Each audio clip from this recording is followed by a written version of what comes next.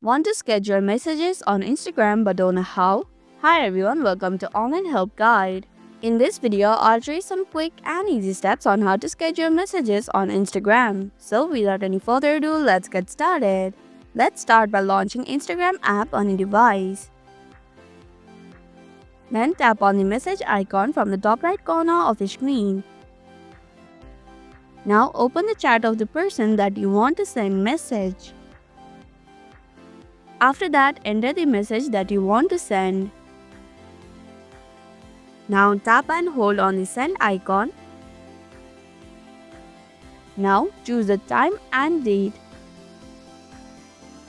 After that, tap on the send message button at the bottom of your screen. And that's how you can schedule messages on Instagram. Thank you for watching Online Help Guide. Hope this video was helpful.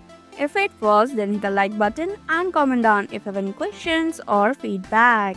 Also, if you're new to our channel, subscribe and hit the bell icon so that you don't miss upcoming videos.